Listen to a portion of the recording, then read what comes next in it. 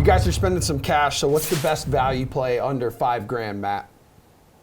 So now I'm just going right back to the Bulls because why not, right? Well, if we get White and Levine both not playing, I think Troy Brown Jr. 3,400 is probably the main guy who normally doesn't play a ton of minutes that I think steps up and plays a much larger role.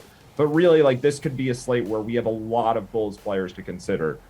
So I'll just get it started early because I still think there's a chance that guys like DeRozan and Vucevic could get the night off too. At minimum, though, I think Levine and White end up being out. So Brown and maybe many others could be good value plays in this range. Garion, who's the best value play?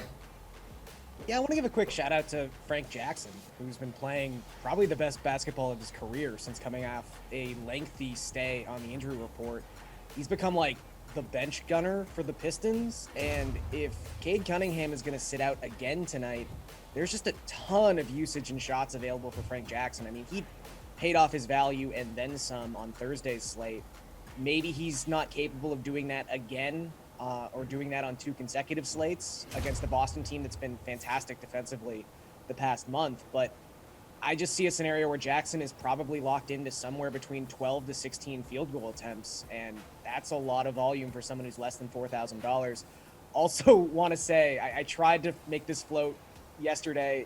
He wasn't activated, but Greg Popovich did mention that there's a very good chance he's activated tonight. We don't know how the Spurs center rotation is going to play out, but Zach Collins, if Zach Collins is active and Pirtle's not playing, and this is a team that willingly started Thad Young over Drew Eubanks last night because they just didn't have anybody. I really think Zach Collins could have a massive game if he's active and there are injuries at that center position. So he's the bare minimum.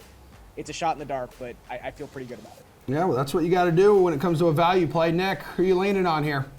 I do think Garion's onto something. Whoever starts at center tonight, if it's not Hurdle and Hurdle is out, I think that's someone worth looking into, whether it's Collins or Thad Young. If it's Eubanks, I'm a little apprehensive. He's not much more expensive, but still, given what happened the other day. And Garion was onto something with Jackson, but my favorite one is Nick Claxton at 4.9K, right at the top of this range tonight, going up against Utah.